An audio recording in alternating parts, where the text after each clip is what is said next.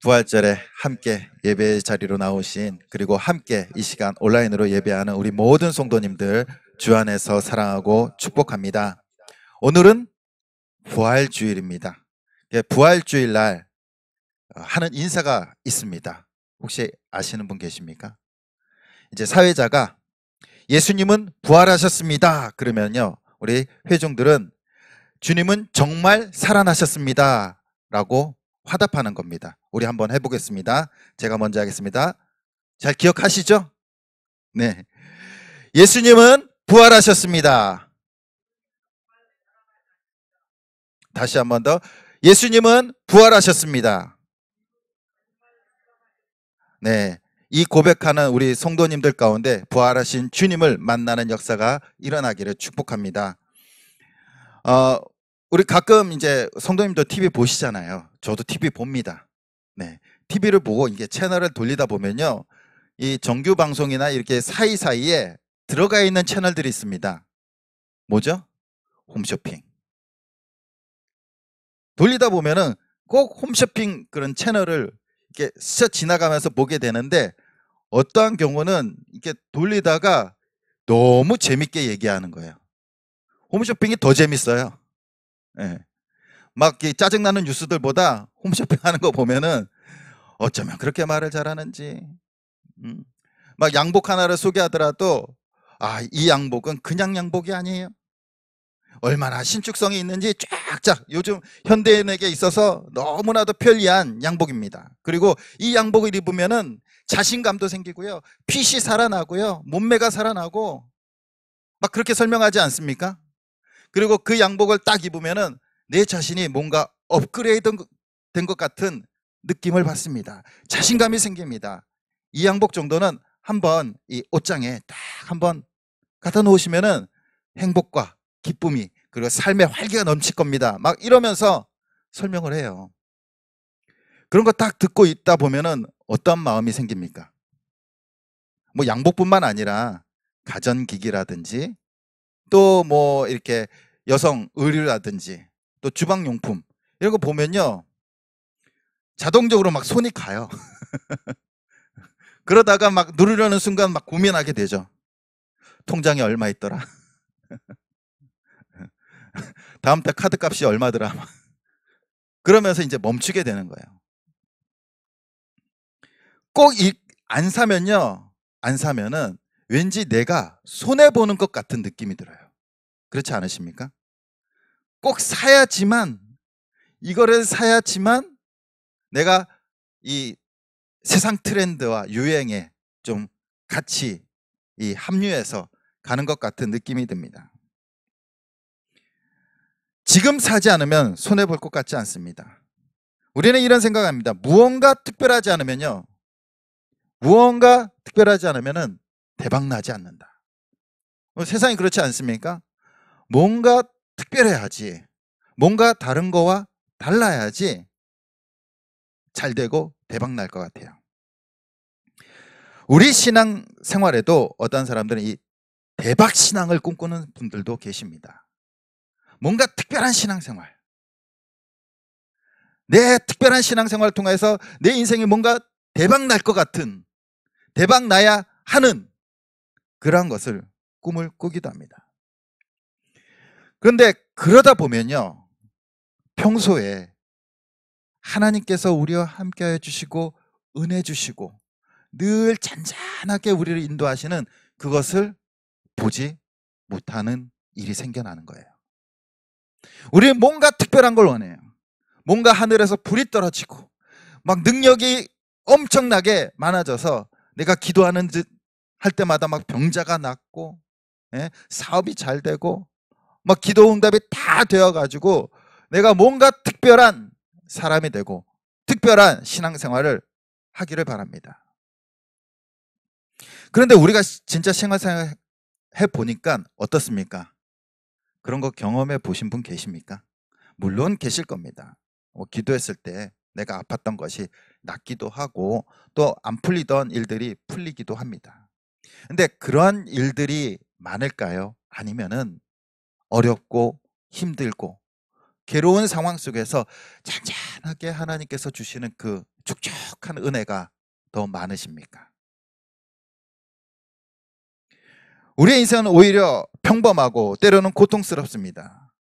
그럴 때가 성장할 때이고 성숙해지는 때입니다. 그리고 주님을 만날 수 있는 기회가 되는 줄 믿습니다. 오늘 말씀해 보면요, 예수님께서 십자가에서 죽으시고 부활하셨습니다. 그런데 제자들이 어떻습니까? 다 뿔뿔이 흩어져요. 그리고 오늘 말씀해 보면 이 글로바라는 제자와 또한 또 한 명이 등장하게 됩니다. 이들도 예수님을 따르는 자들이었습니다. 그들은 분명히 예수님께서 부활하셨다라는 이야기를 들었어요. 그럼에도 불구하고 그들은 자신의 고향 엠마오로 내려갑니다. 엠마오는 예루살렘에서 서북쪽으로 약 11km 정도 떨어진 곳이었습니다. 예수님께서는 공생의 기간 동안 3년 동안 유다 지역뿐만 아니라 옛날 다윗과 솔로몬이 다스렸던 그 이스라엘 지역을 다 두루두루 다니시면서 심지어는 이방 땅까지 가시면서 기적과 이적을 보여주셨고요. 하나님의 말씀을 선포하셨습니다. 그리고 많은 사람들이 그 예수님의 말씀과 기적을 보고 따라왔어요. 왜 주님을 따랐습니까? 뭐 병 고치기 위해서도 그렇고 또 말씀을 듣기 위해서도 그렇지만 지금 이 이스라엘이 유다가 이 로마로부터 해방되기를 원했던 거예요. 식민지에서 해방되어서 다시 그 다윗과 솔로몬의 영광을 되찾기를 원했습니다. 그런데 사흘 전에 예수님께서 너무나도 힘없이 십자가에서 죽으셨어요. 반항 한번 해보지 않으시고 저항 한번 해보지 않으시고 군사 한번 일으키지 않으시고 십자가에서 죽으셨습니다. 그것을 본 제자들, 그의 마음들이요 무너져 내렸어요. 아니 분명히 예수님께서 그동안 베풀어 주셨던 기적과 이적, 표적들, 죽은 자를 살리는 그 능력, 그것만 조금 발휘했으면은, 그 능력을 나타내셨으면은 충분히 죽지 않을 수도 있었을 텐데, 아니면은 자신을 따르던 사람들에게 명령 한 번만 했어도 싸워서 이길 수 있었을 텐데 너무나도 힘없이, 너무나도 허무하게 십자가에서 죽으셨습니다. 예수님의 죽음을 보고 낙심한 두 제자는 예루살렘에서 이제 고향으로 내려갑니다. 희망이 사라졌어요. 예수님께서 왕이 되실 수 있는데 충분히 로마 군사들을 무찌르고 왕이 되실 수 있는 능력이 있음에도 불구하고 힘없이 돌아가시는, 십자가에서 죽으시는 그 모습을 보면서 낙심과 절망 가운데 희망을 잃어버리고 고향으로 내려가고 있었습니다. 그들은 내려가면서 서로 이렇게 얘기합니다. 도대체 예수님께서 왜 그렇게 힘없이 죽으셨을까?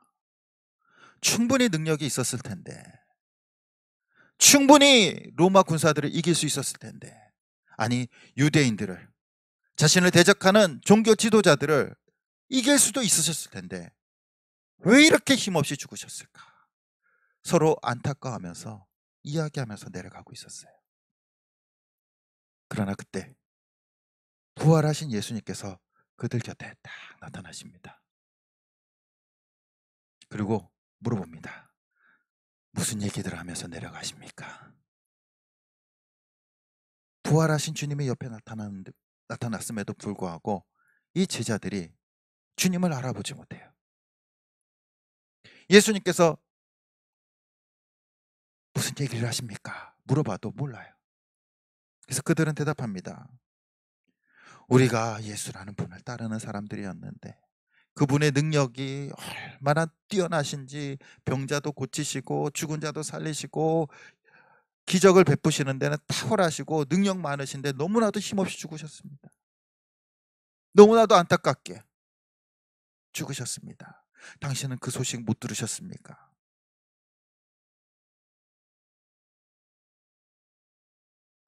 그들은 서로 예수님에 대한 얘기를 했습니다.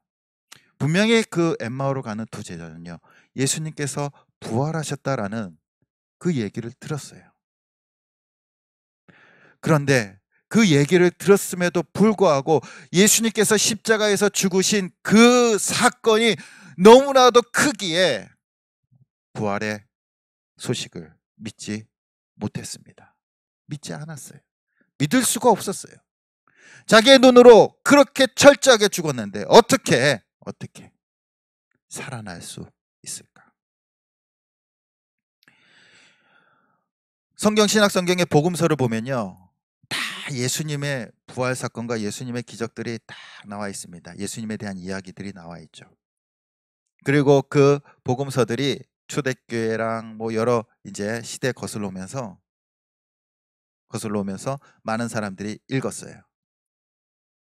저는 그 복음서를 읽으면서 이 부분, 엠마오로 가는 두 제자가 예수님의 옆에 나타나셨음에도 불구하고 못 알아보는 이 부분을 보면요, 정말 안타까워요. 우리 성도님들은 어떻습니까? 부활하신 주님이 옆에 같이 걷고 있는데 못 알아봐요. 참 어떻게 보면은 그것도 못 보냐? 에? 눈이 나쁜가? 아니면은 정말 바보스럽지 않습니까? 너무나 안타깝지 않습니까? 당연히 알아봐야 되는데 그렇게 따라다니던 주님이 옆에 나타나셨음에도 불구하고 그들은 주님을 알아보지 못합니다. 왜 그렇습니까? 예수님께서 부활하신다라는 그 사실을 믿지 않았어요. 사람은 다시 살아날 수 없다. 어떻게 십자가에서 그렇게 창에 찔리고 모든 피를 다 쏟은 사람이 살아날 수 있단 말인가?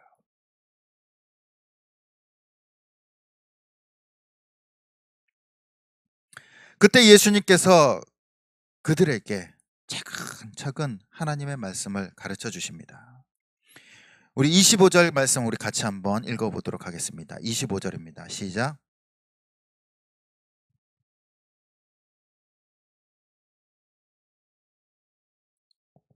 미련하고 선지자들이 말한 모든 것을 마음에 더디 믿는 자들아.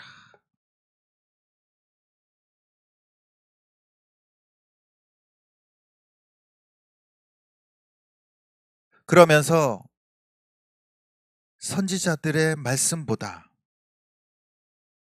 예수님께서 십자가에서 죽으셨다라는 그 말이 그들에게는 더 크게 자리 잡고 있었던 거예요. 그러니까 선지자들이 예수님에 대해서 한 말씀들을 믿지 못했다는 겁니다. 그래서 예수님께서 그 선지자들의 예언하신 말씀을 조목조목 말씀하십니다. 하나님의 아들 메시아가 이 땅에 온 것은 세상의 왕이 되려고 온 것이 아니라 자기의 백성을 죄에서 구원하기 위해서 왔다. 그러기 위해서는 고난을 당해야 된다. 그리고 부활해야 된다. 라는 사실을요, 그들과 함께 걸어가면서 계속해서 말씀을 가르쳐 주시는 겁니다. 구약 성경의 메시아는 영광의 종이 아니라 고난받는 종이다라는 사실을 알려줍니다. 예수님은 두 사람이 이해할 때까지 계속해서 말씀을 가르쳐 주세요. 모세로부터 시작된 선지자의 글을 하나하나 인용하시면서 가르쳐 주십니다. 한 5시간, 4시간 그렇게 걸으면서 예수님께서 전하시는 말씀을 듣게 됩니다. 그리고 그들이 드디어 이제 엠마오로 도착했을 때 예수님을, 부활하신 예수님을 여전히 알아보지 못했지만 함께하고 싶었어요. 더 듣고 싶었어요. 그 말씀을 더 듣고 싶었어요. 그리고 예수님을 모셔드리고 함께 이야기 나누고 그리고 함께 식사를 하게 됩니다. 떡을 떼고 잔을 나눌 때 그때서야 비로소 제자들은요, 그들과 함께 걸어왔던 그 분이 예수님이라는 사실을 깨닫게 됩니다. 깨닫게 돼요. 이전까지는 선입견과 절망 때문에 예수님을 만나보지 못했지만 예수님께서 그들에게 말씀을 가르쳐 주시자 그 절망과 선입견들이 하나둘씩 무너지면서 드디어 부활하신 주님을 두 눈으로 보게 됩니다. 그들의 눈이 열리고 예수님을 알아보게 됩니다. 그러나 그때는 이미 예수님이 자리에 계시지 않습니다. 그들은 서로 이야기합니다. 그분이 말씀을 전하실 때 우리의 마음에 뜨거움이 있지 않았느냐. 그거 뭡니까? 예전에 예수님께서 우리에게 말씀하셨던 그 말씀 들었을 때와 지금 함께 했던 그분이 우리에게 말씀을 전해주실 때 그 마음이 똑같지 않았느냐. 우리가 부활하신 예수님을 만났다 라고 고백을 합니다. 그리고 그들은 다시 예루살렘으로 올라가게 됩니다.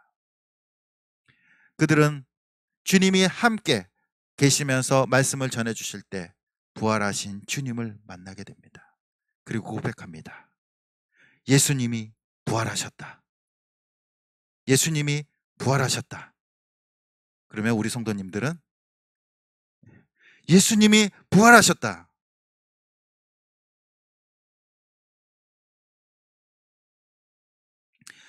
우리가 오늘 본문에 낙심한 이 두 제자를 보게 됩니다. 그들은 절망 가운데 소망을 잃었어요. 예수님께서 왕이 되셔야 되는데 너무나도 허무하고 너무나도 아무것도 해보지 못하고 십자가에서 죽으셨습니다. 소망을 잃고 낙심 가운데 내려갑니다. 우리도 인생 가운데 낙심할 때가 있지 않습니까? 소망을 잃어버릴 때가 있지 않습니까? 내 연봉보다 물가가 더 빨리 올라가요. 걱정되지 않으십니까? 얼마 전 LH 사태를 보면서 상대적 박탈감을 느끼기도 합니다. 있는 사람들이 더해. 그렇지 않습니까? 또한 옆집 사람은 승진도 잘합니다. 돈도 잘 벌어요. 다들 힘들다고 하는데 다른 사람들은 힘들어 보이지 않아요. 코로나 시대 때 모두가 어렵다고 하는데 모두가 가게들 문을 닫는다고 하는데 우리 주변에 있는 가게들은 문을 닫지 않아요. 더 잘 되는 것 같아요. 나만 힘든 것 같고 나만 고통받고 있는 것 같고 나만 아픈 것 같고 나만 절망 속에 있는 것 같습니다. 이게 우리의 마음 아닙니까? 우리의 마음. 우리 성도님들 중에서 나만 잘 된다라고 생각하시는 분 계십니까? 그런 분들 없을걸요? 아니, 이 땅에 그런 분들 별로 없을 거예요. 나만 잘 돼. 모두가 다 세상의 피해자가 되어서 나만 아프고 나만 고통받고 나만 괴롭고 나만 잘 안 되는 것 같아요. 나만 병나는 것 같고.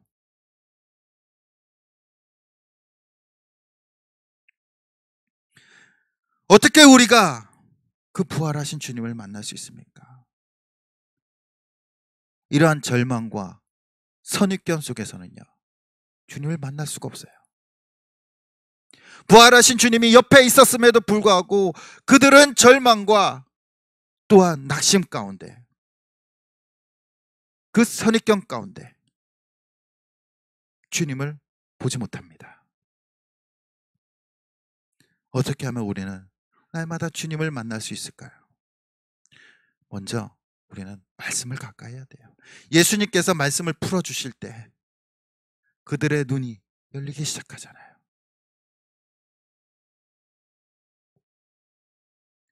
그들은 예수님의 말씀을 진지하게 듣습니다. 주의 깊게 듣습니다. 경청합니다. 그리고 집으로 모셔드립니다. 더 듣기 위해서. 그럴 때 그들의 눈이 열리기 시작해요. 우리 사랑하는 성도님들, 정말 부활하신 주님을 만나고 싶으십니까? 말씀을 사모하십시오. 예수님을 내 마음에 모셔드리기 바랍니다. 그리고 말씀을 가까이 하십시오. 예배를 통하여, 설교를 통하여 그 말씀을 경청하십시오. 또 집에 가서도 성경을 읽으세요. 연초에 기획했던 거 있으시죠? 성경 1독, 2독, 3독? 아니면 신약 성경이라도, 아니면 구약 성경이라도 작정했던 거 지금 놓고 있다면 오늘부터 다시 돌아가셔서 다시 성경을 붙드시기 바랍니다. 성경책을 읽기 위해서는요, 항상 성경책을 식탁 위에 올려놓으세요. 보이는데 두세요. 보이는데. 절대 책꽂이에 꽂아두지 마세요. 절대 가방 속에 넣어두지 마세요. 소파 위라든지 식탁이든지 가장 잘 보이는데 성경을 두시기 바랍니다. 그래야지 볼 수 있어요. 그래야지.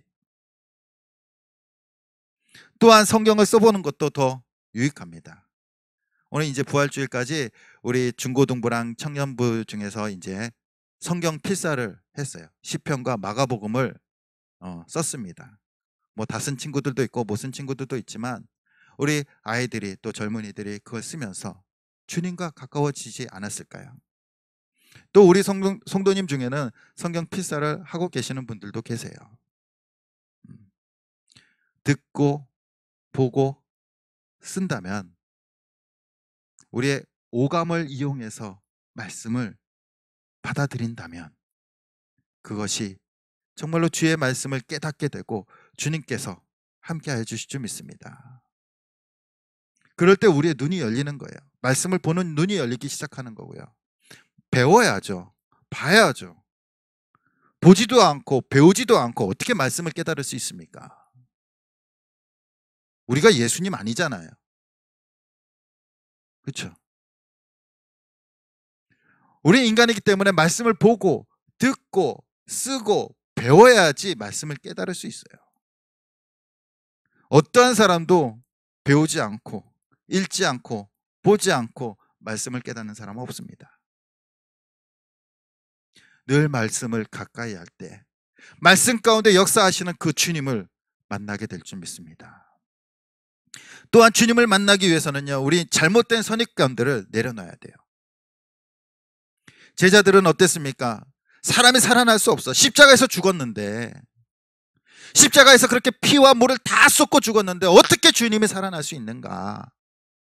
여인들이 잘못 본 거야. 믿지 않아요. 그렇기 때문에 옆에 주님이 함께 그 몇 시간 동안, 4-5시간 동안 함께 걸어갔음에도 불구하고 주님을 알아보지 못하는 겁니다. 인간의 선입견이 그렇게 무서워요. 우리의 선입견이 무엇입니까? 잘못된 소망, 잘못된 절망들 무엇입니까? 과연 주님께서 나의 문제를 해결하실 수 있으실까? 나의 건강을 고쳐주실 수 있을까? 내 경제를 회복시켜 주실 수 있을까? 내 상처받은 마음을 회복시켜 주실 수 있을까? 그 의심이라는 겁니다. 의심. 예수님께서는 분명히 창조주 하나님 되십니다. 이 땅에 오셔서 수많은 병자들을 고치셨을 뿐만 아니라 사람도 살리셨고요. 그리고 부활하신 줄 믿습니다.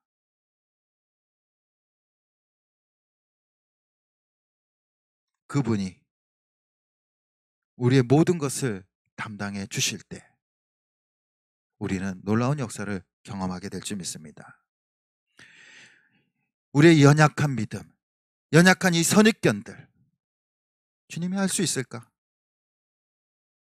주님이 과연 우리 자식들을 책임져 주실 수 있을까? 그런 의심이 생기면요 어떻게 됩니까? 내가 하려고 하는 거예요. 내가 어떻게든지 책임져 보려고 하고 내가 어떻게든지 바꿔보려고 하는 겁니다. 그럴 때마다 돌아오는 것은 절망과 상처밖에 없어요. 우리의 선입견을 내려놓고 우리의 고집과 우리의 생각을 내려놓고 온전히 말씀 가운데 역사하시는 그 주님을 만나시길 소원합니다. 그때 주님께서 우리의 인생을 인도하시고 역사해 주실 줄 믿습니다. 주님을 만나는 순간 우리 인생은요, 불행 끝, 행복 시작인 줄 믿습니다. 우리 사랑하는 성도님들, 이 부활주일에 다시 한 번 더 살아나신, 부활하신 예수 그리스도를 우리의 마음에 모시길 소원합니다. 그러기 위해서는 말씀을 가까이 하는 거예요. 예배를 통해서 주님을 만나고요, 매일 성경을 통해서 그 가운데 살아 움직이시는 그 예수 그리스도를 경험하길 소원합니다. 그리고 배워야 돼요, 말씀을. 엠마오로 가던 두 제자는 그들의 꿈이 무너질 때 낙심하게 됩니다. 인간에게서 꿈과 소망이 무너진다는 것은요, 절망을 뜻합니다. 아니, 죽음을 뜻해요. 소망이 없다면, 꿈이 없다면 그 인생 살아도 살아있는 인생이 아닙니다. 그러나 부활하신 주님은 그들에게 찾아오십니다. 그들의 눈을 열어주세요. 우리 사랑하는 성도님들, 주님을 만나고 싶으십니까? 만나고 계신 줄 믿습니다. 엠마오로 가는 두 제자와 함께 걸어갔던 그 주님이요, 지금 우리의 그 옆자리에서 함께 하시는 거예요. 우리의 선입견 때문에 우리가 말씀을 몰라서 그분을 보지 못하는 것뿐이지, 주님께서는 우리의 인생과 우리의 삶과 늘 동행하시는 줄 믿습니다. 그 주님을 경험하기 위해서는 마음을 열고 주님을 받아들이고 말씀을 통해서 배우고 깨달아야 돼요. 그리고 우리의 생각과 우리의 선입견들, 우리의 믿음 약한 것들을 내려놓을 때 지금 우리와 함께하는 부활하신 주님을 만나게 될 줄 믿습니다. 그럴 때 정말로 우리의 인생이 변화되고요, 절망 가운데도 기쁨이 있고, 또한 꿈을 잃어가고 있는 이 세상 가운데 새로운 희망을 품고 살아가게 될 줄 믿습니다. 이 부활의 아침, 주님 오시옵소서. 나와 함께 해주시옵소서. 내 어두웠던 눈을 밝히시고 날마다 주님과 함께 걸어가는 삶이 되게 하여 달라고 간절히 그런 소망을 품고 살아가기를 소원합니다. 예수님께서는 부활하셨습니다. 지금 우리와 함께 하시는 줄 믿습니다. 날마다 그 주님과 함께 영원히 함께 주님과 동행할 수 있는 저와 여러분들이 되시길 간절히 주님의 이름으로 축원드립니다.